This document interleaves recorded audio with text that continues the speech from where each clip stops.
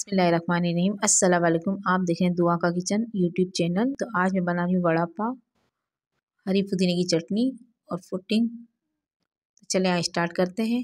तो चटनी बनाने के लिए मैंने लिए 8 मिर्चें, 1 बंच धनिया, 5 जवे लहसुन के, इमली का पल्प। इसमें मैंने थोड़ा पानी ज़्यादा रखा है कि चटनी पीसी जाए आसानी से। ये चटनी ब्लेंड हो गई।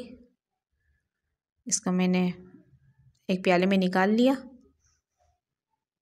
अब मैंने आधा किलो जो आलू बॉईल किए थे, 100 ग्राम बेसन, 100 ग्राम वाइट मैदा, इसमें आधा चम्मच चाय ज़ीरे का, आधा चम्मच लाल मिर्च पाउडर, इनको मिक्स कर लिया। और ये जग में जो ये बचा हुआ इमली हरी चटनी का पानी था वो मैंने डाल के, मेरे लिए जायके के लिए अच्छा हो जाएगा। ये मैंने मिक्स कर लिया। और अपने हिसाब से जितना पानी रखना हो इसका घोल बना ले।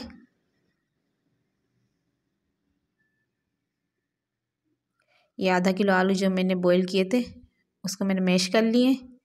इसमें ज़ीरा, हरी मिर्चें,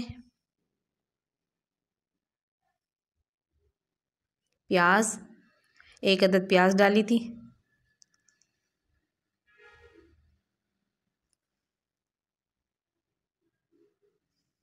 आधी चम्मच लाल मिर्च पाउडर, चिली फ्लेक्स डाली थी, 1 पिंच हल्दी की कलर के लिए, नमक हस्बे जायका। इन सबको मिक्स कर लिया। अब मैंने हाथों में तेल लगा के इसकी मदद से इसके वड़े बना लिए।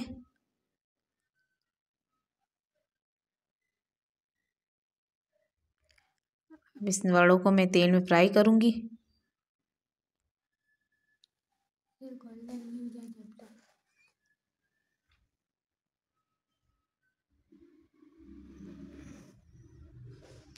ऐसे अपने हिसाब से ये गोल्डन हो जाएंगे तो इसे मैं बाहर निकाल लूँगी।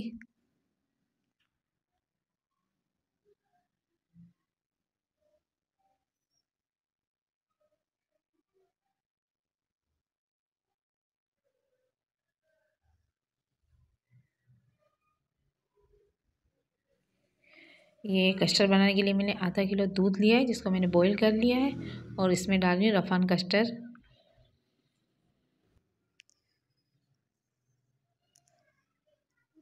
इसको जब तक मिक्स करना है जब तक इसकी गुठलियाँ सारी ख़त्म ना हो जाए। ये दूध गर्म हुआ, दूध में मैंने ये रफान पुडिंग का जो एक शाशा था वो मैंने काट के डाल दिया। दूसरा उसका कैरीमिल था, वो मेरे घर में पसंद ज़्यादा नहीं किया जाता तो मैंने मिक्स नहीं किया था। मेरे घर में मेरे शौहर मेरे ज़्यादा मीठा पसंद नहीं करते तो हमने सिर्फ एक शाशा ही डाला था। वड़ा पाव और ये रफान कस्टर्ड आप अपने घर में बनाएं और ट्राई करें और बताएं कमेंट्स में कि कैसा बनता है।